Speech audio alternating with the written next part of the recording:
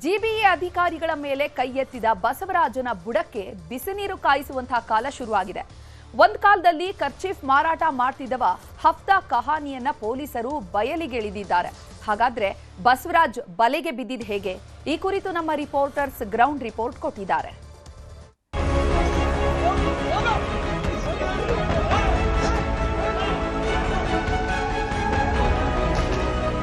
ಶಿವಾಜಿನಗರದ footpath ತೆರವು ಮಾಡುವಂತಹ ಸಂದರ್ಭದಲ್ಲಿ ಅಧಿಕಾರಿಗಳ ಮೇಲೆ ಹಲ್ಲೆ ಮಾಡಿರುವಂತಹ ಪ್ರಕರಣವನ್ನು ಪೊಲೀಸರು ಗಂಭೀರವಾಗಿ ತೆಗೆದುಕೊಂಡಿದ್ದಾರೆ.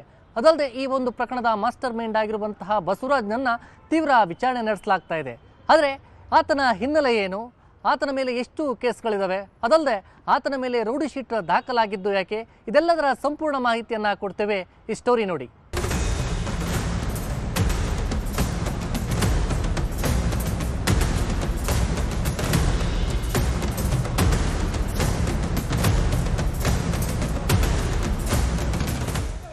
ಬಸವರಾಜ ಪಡುಕೋಟೆ ಮೂಲತಃ ಯಾದಗಿರಿಯ ಸೂರಪುರದವನು.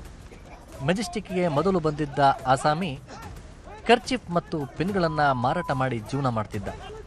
ಈ ನಡುವೆ ಮೆಜೆಸ್ಟಿಕ್ನಲ್ಲಿ ಕರವೇ ಕಾರ್ಯಕರ್ತರು, ಅನಂತರ ನಾರಾಯಣಗೌಡರ ಸಂಪರ್ಕ ಬೆಳೆಸಿ ಅವರೊಂದಿಗೆ ಆತ್ಮೀಯವಾಗಿ ಕಾಂಟ್ಯಾಕ್ಟ್ ಆಗಿ ಅನಂತರ ಪ್ರತಿಭಟನೆಗಳಲ್ಲಿ ಭಾಗಿಯಾಗಕ್ಕೆ ಶುರು ಮಾಡಿದ್ದ. ಹೀಗೆ ಮೊದಮೊದಲು ಮೆಜೆಸ್ಟಿಕ್ನಲ್ಲಿ ಒಂದೆರಡು ಫುಟ್ಪಾತ್ ಅಂಗಡಿಗಳನ್ನು ಪ್ರಾರಂಭ ಮಾಡ್ದ. ಆನಂತರ ಕೆಲವೊಂದಷ್ಟು ಅಂಗಡಿಗಳನ್ನು ಬಾಡಿಗೆ ಕೊಡೋಕೆ ಶುರು ಮಾಡಿ ಕೆಲಸಕ್ಕೆ ಕೆಲ ಸಿಬ್ಬಂದಿಗಳನ್ನು ಇಟ್ಟು ವ್ಯಾಪಾರ ನಡೆಸ್ತಿದ್ದ.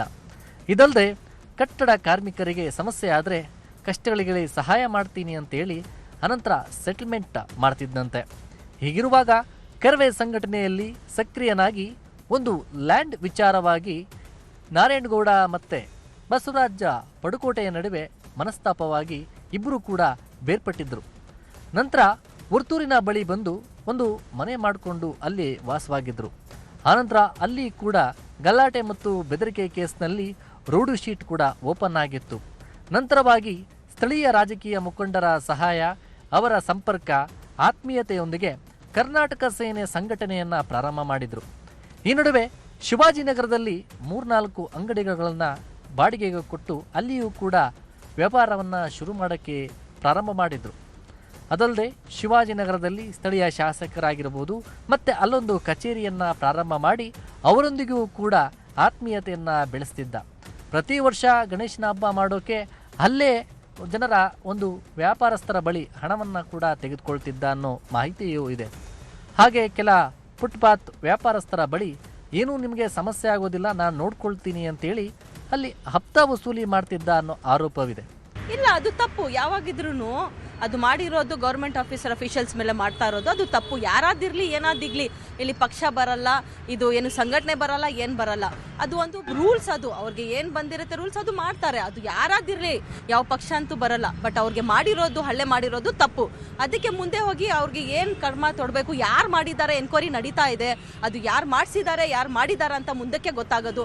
ಬಟ್ ಅವ್ರಿಗೆ ಯಾರು ಮಾಡಿದ್ದಾರೆ ಅವ್ರಿಗೆ ಖಂಡಿತ ಅವ್ರಿಗೆ ಪನಿಷ್ಠ ಆಗಬೇಕು ಅಂತ ನಾವೆಲ್ಲ ಅನ್ಕೊಳ್ತಾ ಇದ್ದೀವಿ. ಬಸವರಾಜ್ ಇರಲಿ, ಬೇರೆಯವ್ರು ಇರಲಿ, ಯಾರಾದಿರಲಿ ತಪ್ಪು ಮಾಡಿದ್ರೆ ಕರೆಕ್ಟಾಗಿ ಅವ್ರಿಗೆ ಶಿಕ್ಷೆ ಬರಲೇಬೇಕು. ಸರ್ಕಾರಿ ಅಧಿಕಾರಿಗಳ ಮೇಲೆ ಏಕಾಏಕಿ ಹಲ್ಲೆ ಮಾಡೋದು ಕಾನೂನಿಗೆ ಕೈಗೆ ಎತ್ಕೊಂಡಂಥ ಒಂದು ಕ್ರಮ. ಇಂಥ ಕ್ರಮ ಸಂವಿಧಾನದಲ್ಲಿ ಇಲ್ಲ. ರಾಜ್ಯ ಸರ್ಕಾರ ಫುಟ್ಪಾತ್ ತೆರವು ಮಾಡೋ ಮುಖಾಂತರ ಪಬ್ಲಿಕ್ಕಿಗೆ ಒಳ್ಳೆಯ ರೀತಿಯಲ್ಲಿ ಓಡಾಡಲಿಕ್ಕೆ ಒಂದು ವ್ಯವಸ್ಥೆ ಆಗಬೇಕು. ಆ ರೀತಿಯಲ್ಲಿ ಗೌರವಾನ್ವಿತ ಕೃಷ್ಣ ಬೈರೇಗೌಡರು ಒಳ್ಳೆಯ ಒಂದು ಕೆಲಸವನ್ನು ಮಾಡ್ತಾ ಇದ್ದಾರೆ. ಅಲ್ಲ, ಅವ್ರ ಮೇಲೆ ಕ್ರಮಕ್ಕೆ ಕೈಗೊಳ್ಳುವಂಥದ್ದು ಈಗಾಗಲೇ ಯಾರು ಮಾಡಿದ್ದಾರೆ, ಸಂಘಟನೆಗಳು ಮಾಡಿದಾರಾ, ಇನ್ನು ಯಾರ ಮುಖಾಂತರ ಆಗಿದ್ದಾರೆ ಅಂತ ಹೇಳುವಂಥದ್ದನ್ನು ಇನ್ನು ಇಟ್ ಈಸ್ ಅಂಡರ್ ಎಂಕ್ವೈರಿ. ಕ್ರಮ ಕಾನೂನು ಪ್ರಕಾರ ಏನು ಎಂಕ್ವೈರಿಯಲ್ಲಿ ರಿಪೋರ್ಟ್ ಏನು ಬರ್ತದೆ ಆ ಪ್ರಕಾರ ಸರ್ಕಾರ ಸಂದರ್ಭಕ್ಕೆ ಸರಿಯಾಗಿ ಕಾನೂನು ಕ್ರಮ ತೆಗೆದುಕೊಳ್ಳುವ ಒಂದು ವ್ಯವಸ್ಥೆಯನ್ನು ಮಾಡ್ತದೆ. ನೋಡಿದ್ರಲ್ಲ ಆರೋಪಿ ಬಸವರಾಜ ಪಡುಕೋಟೆಯ ಹಿನ್ನೆಲೆ ಎಂಥದ್ದು ಅಂತ. ಇನ್ನು ಫುಟ್ಪಾತ್ ತೆರವು ಸಂದರ್ಭದಲ್ಲಿ ಅಧಿಕಾರಿಗಳ ಮೇಲೆ ಹಲ್ಲೆ ಮಾಡಿದಂತೂ ಉದ್ದೇಶಪೂರ್ವಕನ ಅಥವಾ ಆತ ಇನ್ನೆಲ್ಲ ಪ್ಲಾನ್ ಅನ್ನ ರೂಪಿಸಿದ್ದ ಎಂಬುದರ ಬಗ್ಗೆ ನಮ್ಮ ಮುನ್ರಾಜು ಹೇಳ್ತಾರೆ ನೋಡಿ.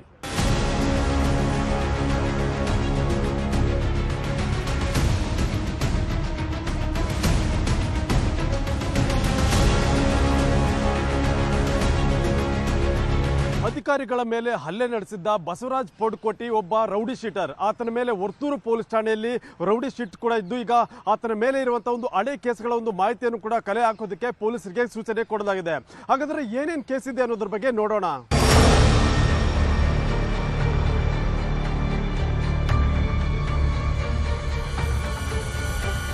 ಶಿವಾಜಿನಗರದಲ್ಲಿ ಜಿಬಿಎ ಅಧಿಕಾರಿಗಳ ಮೇಲೆ ಹಲ್ಲೆ ನಡೆಸಿದಂಥ ಆರೋಪಿ ಬಸವರಾಜ್ ಪಡುಕೋಟೆ ಏನಿದ್ದಾನೆ ಈತನ ಮೇಲೆ ರೌಡಿ ಶೀಟ್ ಕೂಡ ಇರುವಂಥದ್ದು ಬೆಳಕಿಗೆ ಬಂದಿದೆ.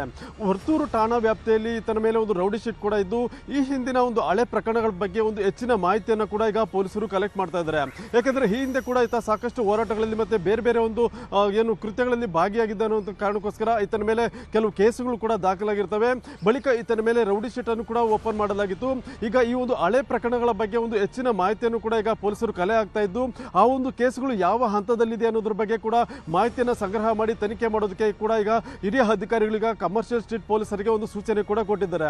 ಇನ್ನು ಈ ಒಂದು ಪ್ರಕರಣಕ್ಕೆ ಸಂಬಂಧಪಟ್ಟಂತೆ ಈಗಾಗಲೇ ಏನು ಕಮರ್ಷಿಯಲ್ ಸ್ಟ್ರೀಟ್ ಪೊಲೀಸ್ ಠಾಣೆಯಲ್ಲಿ ಒಂದು FIR ಕೂಡ ದಾಖಲಾಗಿದೆ. ಈ ಒಂದು ಹಲ್ಲೆಗೆ ಸಂಬಂಧಪಟ್ಟಂತೆ ಸುಮಾರು 12 ಮಂದಿ ಆರೋಪಿಗಳನ್ನು ಕೂಡ ಈಗ ಪೊಲೀಸರು ಅರೆಸ್ಟ್ ಮಾಡಿರುವುದು. ನಿನ್ನೆ ರಾತ್ರಿ ಪ್ರಮುಖ ಆರೋಪಿ ಆಗಿರುವಂತಹ ಬಸವರಾಜ್ ಪಡುಕೋಟೆಯನ್ನು ಕೂಡ ಅರೆಸ್ಟ್ ಮಾಡಿ ಆತನನ್ನು ಕೂಡ ವಿಚಾರಣೆ ಕೂಡ ಈಗಾಗಲೇ ಮಾಡಲಾಗಿದೆ. ಒಟ್ಟು 12 ಮಂದಿ ಆರೋಪಿಗಳ ಒಂದು ಹೇಳಿಕೆಯನ್ನು ಕೂಡ ಪೊಲೀಸರು ದಾಖಲಿಸಿದ್ದು ಅವರನ್ನ ನ್ಯಾಯಾಲಯಕ್ಕೆ ಹಾಜರುಪಡಿಸಿ ಅದರಲ್ಲಿ ಪ್ರಮುಖ ಆರೋಪಿಗಳನ್ನು ತಮ್ಮ ಕಸ್ಟಡಿಗೆ ಪಡೆದು ಈಗ ವಿಚಾರಣೆ ಮಾಡುವಂತ ಕೆಲಸವನ್ನು ಕೂಡ ಈಗ ಪೊಲೀಸರು ಮಾಡ್ತಾ ಇದ್ದಾರೆ. ಯಾಕಂದ್ರೆ ಇದು ಪೂರ್ವ ನಿಯೋಜಿತ ಕೃತ್ಯ ಅಂತೇಳಿ ಪೊಲೀಸರಿಗೆ ಒಂದು ಮೇಲ್ನೋಟಕ್ಕೆ ಕೂಡ ಕಂಡು ಬರ್ತಾ ಇರೋದು. ಯಾಕಂದ್ರೆ ಆರೋಪಿಗಳು ಒಂದು ಪೆಪ್ಪರ್ ಸ್ಪ್ರೇನ ಏನು ಬಳಕೆ ಮಾಡಿದ್ರು ಇದರಿಂದ ಇವರು ಮೊದಲಿಗೆ ಈ ರೀತಿ ಖರೀದಿ ಮಾಡಿ ಮತ್ತೆ ಪ್ಲಾನ್ ಅನ್ನ ರೂಪಿಸಿ ಇರುವೊಂದು ಹಲ್ಲೆಯನ್ನ ಮಾಡಿರ್ಬೋದು ಅನ್ನೋ ಒಂದು ಶಂಕೆ ಕೂಡ ಈಗ ಪೊಲೀಸರಿಗೆ ವ್ಯಕ್ತ ಆಗಿದೆ. ಅದರಿಂದ ಆರೋಪಿಗಳು ಎಲ್ಲಿ ಪೆಪ್ಪರ್ ಸ್ಪ್ರೇ ಖರೀದಿ ಮಾಡಿದ್ರು ಮತ್ತೆ ಹೇಗೆ ಪ್ಲಾನ್ ಅನ್ನ ರೂಪಿಸಿದ್ರು ಅನ್ನೋದ್ರ ಬಗ್ಗೆ ಕೂಡ ಒಂದು ಹೆಚ್ಚಿನ ತನಿಖೆಯನ್ನ ಈಗ ಕಮರ್ಷಿಯಲ್ ಸ್ಟ್ರೀಟ್ ಪೊಲೀಸರು ಕೂಡ ಮಾಡ್ತಾ ಇದ್ದಾರೆ. ಇನ್ನು ಈ ಒಂದು ಪ್ರಕರಣಕ್ಕೆ ಸಂಬಂಧಪಟ್ಟಂತೆ 12 ಮಂದಿಯ ಒಂದು ಹೇಳಿಕೆ ಕೂಡ ದಾಖಲಾಗಿದೆ. ಮತ್ತೆ ಅವರು ಈ ಒಂದು ಕೃತ್ಯವನ್ನ ಮಾಡಿದ್ದಕ್ಕೆ ಒಂದು ತಪ್ಪೊಪ್ಪಿಗೆ ಒಂದು ಹೇಳಿಕೆಯನ್ನು ಕೂಡ ಈಗಾಗಲೇ ನೀಡಿದ್ದು ಅದಕ್ಕೆ ಸಂಬಂಧಪಟ್ಟಂತೆ ವಿಡಿಯೋವನ್ನು ಕೂಡ ಈಗ ಪೊಲೀಸರು ರಿಲೀಸ್ ಮಾಡಿ ಏನು ಕೃತ್ಯಕ್ಕೂ ಮೊದಲು ಯಾವ ರೀತಿ ಹಲ್ಲೆಯನ್ನ ಮಾಡಿದ್ರು ನಂತರ ಕೃತ್ಯದ ನಂತರ ಆರೋಪಿಗಳ ಒಂದು ತಪ್ಪೊಪ್ಪಿಗೆ ಒಂದು ಸ್ಟೇಟ್ಮೆಂಟ್ ವಿಡಿಯೋವನ್ನು ಕೂಡ ಈಗ ಬಿಡುಗಡೆ ಕೂಡ ಮಾಡಿರೋದನ್ನ ನಾವು ನೋಡ್ಬೋದು. ನಿನ್ನೆ ಒಂದು ಇನ್ಸಿಡೆಂಟ್ ಆಗಿತ್ತು ಕಮರ್ಷಿಯಲ್ ಸ್ಟ್ರೀಟ್ ಪೊಲೀಸ್ ಸ್ಟೇಷನ್ ವ್ಯಾಪ್ತಿಯಲ್ಲಿ. ಆ ಪೈಕಿ 12 ಜನ ಇಲ್ಲಿವರೆಗೆ ಅರೆಸ್ಟ್ ಆಗಿದೆ. ನಿನ್ನೆ 10 ಆಗಿದ್ರು, ಇವತ್ತು ಬೆಳಿಗ್ಗೆ ನಿನ್ನೆ ನೈಟ್ ಮತ್ತು ಇಲ್ಲಿವರೆಗೆ 12 ಜನ ಟೋಟಲ್ ಅರೆಸ್ಟ್ ಆಗಿದೆ. ಹೌದು, ಇದು ಒಂದು ಕ್ವೆಶ್ಚನ್ ಮಾರ್ಕ್ ಇದೆ. ಯಾಕೆಂದರೆ ಇಲ್ಲಿ ಯಾಕೆ ಬಂದರು ಅವರು ವಾಸ ಮಾಡೋದು ಬೇರೆ ಲಿಮಿಟ್ಸಲ್ಲಿ. ಆ ಲಿಮಿಟ್ಸಲ್ಲಿ ಅವ್ರ ಬಗ್ಗೆ ರೌಡಿ ಶೀಟ್ ಕೂಡ ಓಪನ್ ಆಗಿದೆ. ಸೊ ಇದು ಒಂದು ಸೀರಿಯಸ್ ಇಶ್ಯೂ ಇದೆ. ಇದರ ಬಗ್ಗೆ ನಾವು ಪರಿಶೀಲನೆ ಮಾಡ್ತಾ ಇದ್ದೀವಿ. ಇಲ್ಲಿ ಬಂದದಕ್ಕೆ ಕಾರಣ ಏನು, ಬಟ್ ಇಲ್ಲಿ ಬರಲಿ ಅಥವಾ ಬೇರೆ ಕಡೆಯವರು ಇಲ್ಲಿ ಅದು ಪ್ರಶ್ನೆ ಬರ್ತದೆ. ಕಾನೂನು ಕೈಗೆ ತಗೊಳ್ಳಿಕ್ಕೆ ಯಾರಿಗೆ ಅಧಿಕಾರ ಇಲ್ಲ. ಫುಟ್ಪಾತ್ ತೆರವಿಗೆ SOP ಯಾಕೆ ರಚನೆ ಮಾಡಿಲ್ಲ ಅನ್ನೋದು ಪ್ರಶ್ನೆ ಕೂಡ ಈಗ ಎದುರಾಗ್ತಾ ಇದೆ. ಹಾಗಾದ್ರೆ ಪಾಲಿಕೆ ಅಧಿಕಾರಿಗಳು ಮಾಡಿರುವಂತ ಎಡವಟ್ಟಾದ್ರೂ ಏನು ಅನ್ನೋದ್ರ ಬಗ್ಗೆ ಆಶಿಕ್ ಮೂಲಕ ಹೇಳ್ತಾರೆ, ನೋಡೋಣ.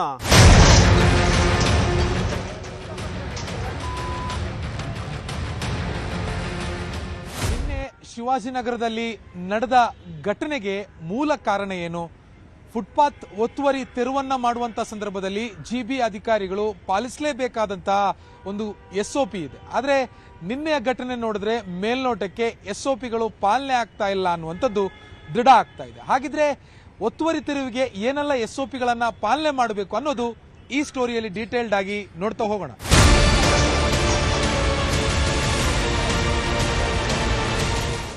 ಶಿವಾಜಿನಗರದಲ್ಲಿ ಫುಟ್ಪಾತ್ ತೆರವು ಮಾಡುವ ವೇಳೆ ಅಧಿಕಾರಿಗಳ ಮೇಲೆ ಮಾರಣಾಂತಿಕ ಹಲ್ಲೆಯಾಗಿತ್ತು. ಈ ಘಟನೆಯಾದ ಮೇಲೆ ಫುಟ್ಪಾತ್ ತೆರವು ಕಾರ್ಯಾಚರಣೆ ಬಗ್ಗೆ ಇದೀಗ ಕೆಲವೊಂದು ಪ್ರಶ್ನೆಗಳು ಉದ್ಭವ ಆಗಿದೆ. ಮುಖ್ಯವಾಗಿ ಇಂತಹ ದೊಡ್ಡ ಮಟ್ಟದ ತೆರವು ಕಾರ್ಯಾಚರಣೆ ಮಾಡುವಂಥ ಸಂದರ್ಭದಲ್ಲಿ ಸ್ಟ್ಯಾಂಡರ್ಡ್ ಆಪರೇಷನ್ ಪ್ರೊಸೀಜರ್ ಪಾಲನೆ ಆಗ್ತಿಲ್ವಾ ಅಥವಾ SOPನೇ ಇಲ್ವಾ ಅನ್ನುವಂಥ ಪ್ರಶ್ನೆಗಳು ಮೇಲೆ ಬಂದಿರುವಂಥದ್ದು. ನಗರದಲ್ಲಿ ಕೆಲವೊಂದು ಕಡೆ ಆಪರೇಷನ್ ಮಾಡುವಂಥ ಸಂದರ್ಭದಲ್ಲಿ ಸೂಕ್ಷ್ಮ ಜಾಗ ಇರುತ್ತೆ, ಅಂಥ ಜಾಗದಲ್ಲಿ SOPಗಳು ಪಾಲನೆ ಆಗಬೇಕಾಗಿರುವಂಥದ್ದು ಕಡ್ಡಾಯ. ಹಾಗಿದ್ರೆ ಯಾವ ರೀತಿಯಾಗಿರುವಂಥ SOP ಇದೆ ಅನ್ನೋದನ್ನ ನೋಡೋದಾದ್ರೆ ಕಾರ್ಯಾಚರಣೆಗೂ ಮುನ್ನ ಸ್ಥಳೀಯ ಪೊಲೀಸರಿಗೆ ಲಿಖಿತ ರೂಪದಲ್ಲಿ GB ಅಧಿಕಾರಿಗಳು ಮಾಹಿತಿ ನೀಡಬೇಕು. ಬೆಸ್ಕಾಂ ಸೇರಿದ ಅಗತ್ಯ ಸಂಸ್ಥೆಗಳಿಗೂ ಕೂಡ ಕಾರ್ಯಾಚರಣೆ ಬಗ್ಗೆ ಮೆಮೊರಾಂಡಮ್ ನೀಡಬೇಕು. ಕಾರ್ಯಾಚರಣೆ ನಡೆಯುವ ಜಾಗದಲ್ಲಿ ಬ್ಯಾರಿಕೇಡ್ ಹಾಕಿ ಬಂದೋಬಸ್ತ್ ಮಾಡಬೇಕು. ತೆರವು ನಡೆಯುವ ವೇಳೆ ಎಚ್ಚರಿಕೆ ಅಥವಾ ಕೆಲಸ ಪ್ರಗತಿಯಲ್ಲಿದೆ ಅನ್ನುವಂಥ ಫಲಕವನ್ನು ಕೂಡ ಅಳವಡಿಕೆ ಮಾಡಬೇಕು. ಕಾರ್ಯಾಚರಣೆ ನಡೆಯುವ ಸ್ಥಳದಲ್ಲಿ ಸುಗಮ ಸಂಚಾರಕ್ಕಾಗಿ ಸಂಚಾರಿ ಪೊಲೀಸರ ನಿಯೋಜನೆಯೂ ಕೂಡ ಆಗಬೇಕು. ಮತ್ತೆ ಪ್ರದೇಶಕ್ಕೆ ಅನುಗುಣವಾಗಿ ಕ್ರೇನ್ ಅಥವಾ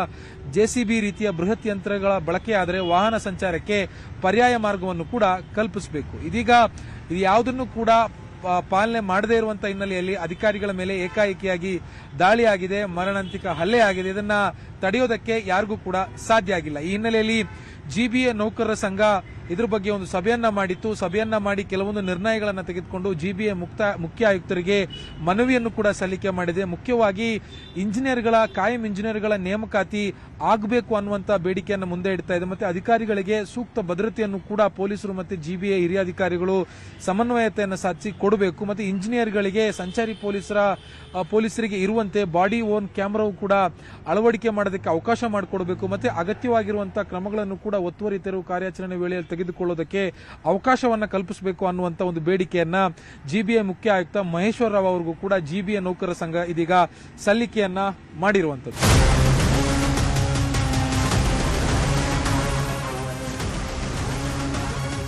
SOP ಫುಟ್ಪಾತ್ ತೆರವು ಕಾರ್ಯಾಚರಣೆ SOP ಪ್ರಕಾರ ನಾವು ಅಲ್ಲಿ ಒಂದು ಮುಂಚೆನೇ ರೆಕಗ್ನೈಸನ್ಸ್ ಮಾಡಬೇಕಾಗತ್ತೆ, ಎಷ್ಟು ಒತ್ತುವರಿಗಳು ಇದಾವೆ ಏನಿದಾವೆ ಅಂತ. ಪ್ಲಸ್ ನಾವು ಇನ್ಫಾರ್ಮೇಷನ್ ಮಾಡಿಬಿಟ್ಟು ಅಲ್ಲಿ ಸೆನ್ಸಿಟಿವ್ ಏರಿಯಾ ಇದ್ದರೆ ನಾವು ಪೊಲೀಸ್ನವ್ರಿಗೆ ಇನ್ಫಾರ್ಮೇಷನ್ ಕೊಟ್ಬಿಟ್ಟು ನಾವು ಒಂದು ಸಪೋರ್ಟ್ ತೊಗೊಂಬಿಟ್ಟು ಹೋಗಬೇಕಾಗತ್ತೆ. ನಿನ್ನೆ ನಡೆದಂಥ ಒಂದು ಘಟನೆಯಲ್ಲಿ ಪೊಲೀಸರು ಇದ್ದರು ಮತ್ತು ಮುಂಚೆನೇ ನಮ್ಮವ್ರು ಸರ್ವೇನೂ ಮಾಡಿದರು. ಇಲ್ಲಿ ಶಿವಾಜಿನಗರದಲ್ಲಿ ಈ ಥರ ಇಂತಿಂಥ ಫುಟ್ಪಾತ್ನಲ್ಲಿ ಇದೆ ಅಂತ ಅವ್ರಿಗೆ ತಿಳುವಳಿಕೆನೂ ಹೇಳಿದರು, ಬಟ್ ಯಾರೂ ತೆಗೆದಿರಲಿಲ್ಲ. ಬಟ್ ಸೆನ್ಸಿಟಿವ್ ಏರಿಯಾ ನಾವು ಹೋಗಿದ್ವಿ, ಮಾಡಿದ್ದಾರೆ, ಅಂಥದ್ರಲ್ಲಿ ದುರ್ಘಟನೆ ಆಗಿದೆ. ಇದು ಪ್ರೀ ಪ್ಲ್ಯಾಂಡು. ಈಗಾಗಲೇ SIR ಪ್ರಕ್ರಿಯೆ ನಡೀತಾ ಇದೆ, ಆಗಸ್ಟ್ 8ವರೆಗೂ ಇದೆ. ಈ ಸಂದರ್ಭದಲ್ಲಿ ಕಾಮಗಾರಿ ಇಲಾಖೆ ಕೆಲವು ಇಂಜಿನಿಯರ್ಗಳನ್ನ SIRಗೆ ಉಪಯೋಗಿಸ್ಕೊಂಡಿದ್ದಾರೆ. ಒತ್ತುವರಿ ತೆರವು ಕಾರ್ಯಾಚರಣೆಯಲ್ಲಿ ಇನ್ನು ಮುಂದೆ ಕಂದಾಯ ಇಲಾಖೆ, ಆರೋಗ್ಯ ಇಲಾಖೆ, ಕಾಮಗಾರಿ ಇಲಾಖೆ ಜಂಟಿಯಾಗಿ ಕೆಲಸ ಮಾಡಿದ್ರೆ ತುಂಬ ಇಂಥ ತೆರವು ಕಾರ್ಯಾಚರಣೆನ ಯಶಸ್ವಿಯಾಗಿ ಮಾಡ್ಬೋದು. ನಾವು ಅಂದ್ಕೊಂಡಿರ್ತೀವಿ ಸರ್ಕಾರದ ನೌಕರರು ಅಂದರೆ ನಾವೆಲ್ಲ ಪ್ರೊಟೆಕ್ಟೆಡ್ ಅಂದ್ಕೊಂಡಿರ್ತೀವಿ. ಸೊ ನಾವು ನಮ್ದು ಕೆಲಸ ಅಡಚಣೆ ಆಗೋದಿಲ್ಲ ಅಂದ್ಕೊಂಡಿದ್ದೀವಿ. ಆದರೂ ನಿನ್ನೆ ಲೇಡೀಸ್ ಅಟ್ಯಾಕ್ ಆಗಿರೋದು ಇಟ್ ಕೆಮ್ ಎಸ್ ಶಾಕಿಂಗ್. ಆ್ಯಕ್ಚುಲಿ ಅವ್ರನ್ನ ನಾವು ಪ್ರೊಟೆಕ್ಷನ್ಗೋಸ್ಕರ ಪೆಪ್ಪರ್ ಸ್ಪ್ರೇ ಇಟ್ಕೊಳ್ಳೋದು, ಅವರು ಅದನ್ನು ತಂದು ನಮ್ಮ ಮೇಲೆ ಸ್ಪ್ರೇ ಮಾಡ್ತಾರೆ ಅಂದರೆ ನಾವು ಈಗ ಯಾವ ಥರ ನಾವು ಪ್ರೊಟೆಕ್ಟ್ ಮಾಡ್ಕೊಬೇಕು ಅನ್ನೋದು ಒಂದಿದೆ. ಇದು ತುಂಬ ಅನ್ಯಾಯಕರ ಇದು. ಯಾಕಂದರೆ ಈಗ ನಮ್ಮ ಎಂಪ್ಲಾಯೀಸ್ ಮೇಲೇನೂ ಪ್ರೆಷರ್ ಇರುತ್ತೆ. ಈಗ ಕಮಿಷನರು ಹೋಗ್ರಿ ಇಂಥ ಕೆಲಸ ಮಾಡಿ ಅಂತ ಹೇಳ್ತಾರೆ, ನಾವು ಮಾಡದೇ ಇರೋಕ್ಕಾಗಲ್ವಲ್ಲ, ಹೋಗಲೇಬೇಕಾಗೋ ಪರಿಸ್ಥಿತಿ ಇತ್ತು. ಬಟ್ ಪೊಲೀಸ್ನವ್ರಿಗೆ ಹೇಳಿದ್ದಾರೆ ಅಂತ ನಮ್ಮ ಕಮಿಷನರ್ ಹೇಳೋದು. ಎಷ್ಟು ಜನಕ್ಕೆ ಹೇಳಿದ್ದಾರೆ, ಏನು ಮಾಡಿದ್ದಾರೆ ಗೊತ್ತಿಲ್ಲ. ಜಿಬಿಎ ಅಧಿಕಾರಿಗಳ ಮೇಲೆ ಮಾರಣಾಂತಿಕ ಹಲ್ಲೆ ಮಾಡಿರುವಂತಹ ಬಸವರಾಜ್ ಪಡುಕೋಟೆ ಎಷ್ಟು ಅಂಗಡಿಗಳನ್ನ ಈ ಭಾಗದಲ್ಲಿ ಹೊಂದಿದ್ದ, ಈತನ ಕಾರ್ಯಚಟುವಟಿಕೆಗಳು ಹೇಗಿತ್ತು ಅನ್ನೋದ್ರ ಬಗ್ಗೆ ಹಂಸ ಎಕ್ಸ್ಪ್ಲೈನ್ ಮಾಡ್ತಾರೆ, ನೋಡೋಣ.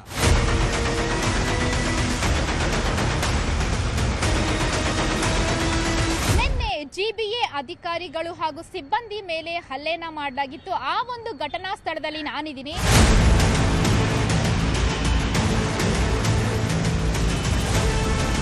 ನೋಡ್ತಿದ್ದೀರಾ, ನಿನ್ನೆ ಇದೇ ಸ್ಥಳದಲ್ಲಿ ಇಲ್ಲಿ ಅಂಗಡಿಗಳನ್ನ ಇಟ್ಕೊಂಡಿದ್ರು ವ್ಯಾಪಾರಿಗಳು, ಅದನ್ನು ತೆರವು ಮಾಡುವಂತಹ ಕಾರ್ಯವನ್ನ ಕೈಗೊಂಡಿದ್ರು ಜಿಬಿಎ ಅಧಿಕಾರಿಗಳು. ಈ ವೇಳೆ ಬಂದು ಎಲ್ಲ ಒಂದು ಅಂಗಡಿಗಳನ್ನ ತೆರವು ಮಾಡಿಸ್ತಿದ್ರು.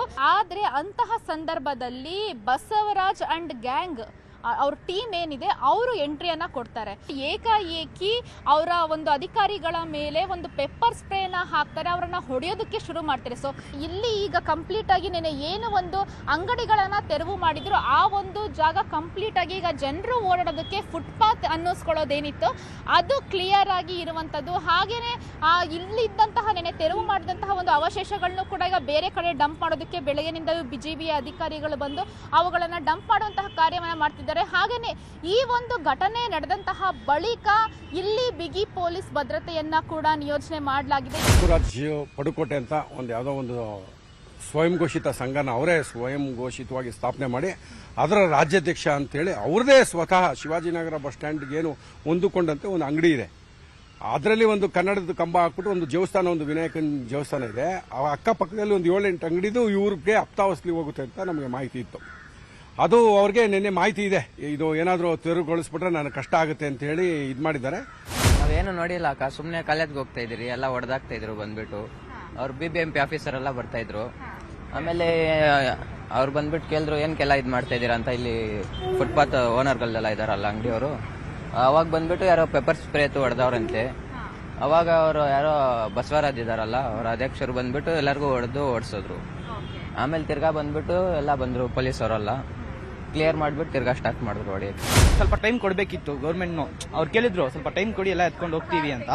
ಬಟ್ ಟೈಮ್ ಏನು ಕೊಟ್ಟಿಲ್ಲ. ಸೊ ಅದೇ ಟೈಮಲ್ಲಿ ಗಲಾಟೆನೇ ಶುರುವಾಯಿತು. ಬಟ್ ಆ ಗಲಾಟೆ ಶುರುವಾಗಿದ್ದಕ್ಕೆ ಕಾರಣ ಟೈಮ್ ಕೊಟ್ಟಿರಬೇಕಿತ್ತು. ಸೊ ಟೈಮ್ ಏನು ಕೊಟ್ಟಿಲ್ಲ.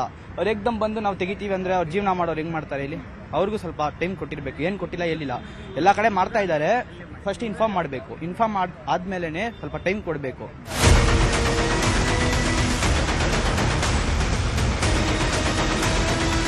ನೋಡಿದ್ರಲ್ಲ ಬಸವರಾಜ್ ಅವರ ಹಿನ್ನೆಲೆ ಏನಿತ್ತು ಅಂತ, ಸಂಘಟನೆ ಹೆಸರಲ್ಲಿ ಅವರು ಏನೆಲ್ಲ ಮಾಡ್ತಿದ್ರು ಅನ್ನುವಂಥದ್ದು, ಜೊತೆಗೆ ಇವತ್ತಿನ ಶಿವಾಜಿನಗರದ ಚಿತ್ರಣ ಕೂಡ ಈ ರೀತಿ ಇರುವಂಥದ್ದು. ಸೊ ಇವತ್ತು ಎಲ್ಲ ಕೂಡ ಶಿವಾಜಿನಗರದಲ್ಲಿ ನೆನೆ ನಡೆದಂತಹ ಘಟನಾ ಸ್ಥಳದಲ್ಲಿ ಶಾಂತ ರೀತಿಯಾಗಿದೆ. ಹಾಗಾದ್ರೆ ಈ ಒಂದು ವಿಚಾರದ ಬಗ್ಗೆ ಮತ್ತಷ್ಟು ಮಾಹಿತಿಯನ್ನ ನೀಡ್ತಾರೆ ನಮ್ಮ ಕರೆಸ್ಪಾಂಡೆಂಟ್ ಗಂಗಾಧರ್ ಅವರು.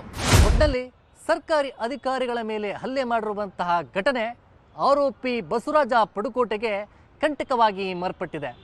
ಪೊಲೀಸರು ಆತನ ಕ್ರಿಮಿನಲ್ ಹಿಸ್ಟ್ರಿಯನ್ನು ಕೆದಕುವ ಮೂಲಕವಾಗಿ ಆತನ ಬೆನ್ನು ಬಿದ್ದಿದ್ದಾರೆ. ಅದಲ್ಲದೆ ಆರೋಪಿಯನ್ನು ಕಸ್ಟಡಿಗೆ ತೆಗೆದುಕೊಂಡು ತೀವ್ರ ವಿಚಾರಣೆ ಕೂಡ ನಡೆಸ್ತಾ ಇದ್ದಾರೆ. ಇದಲ್ಲದೆ ಆತನಿಗೆ ಆದಾಯವಾಗಿದ್ದಂತಹ ಹೋಟೆಲ್ ಆಗಿರ್ಬೋದು, ಅಂಗಡಿ ಮುಗ್ಗಟ್ಟುಗಳು ಈಗ ನೆಲಸಮವಾಗಿದೆ. ಈ ಮೂಲಕವಾಗಿ ಬಸವರಾಜ್ ಪಡುಕೋಟೆಯ ಬೆನ್ನು ಬಿದ್ದಿರುವಂತಹ ಪೊಲೀಸರು ಆತನ ಹಿಸ್ಟ್ರಿಯನ್ನು ಕೆದಕುವ ಮೂಲಕ ಬಿಸಿ ಮೂಡಿಸ್ತಾ ಇದ್ದಾರೆ. ಅದಲ್ಲದೆ ವಿಚಾರಣಾ ಸಂದರ್ಭದಲ್ಲಿ ಏನೆಲ್ಲ ಮಾಹಿತಿ ಹೊರಗೆ ಬರುತ್ತೆ ಅನ್ನೋದು ಕೂಡ ಕಾದು ನೋಡಬೇಕಾಗಿದೆ. ಕ್ಯಾಮರಾ ಪರ್ಸನ್ ಗುರುಶೇಖರ್ ಜೊತೆ ಗಂಗಾಧರ್ ಭಕ್ತ, ನ್ಯೂಸ್ 18 ಬೆಂಗಳೂರು.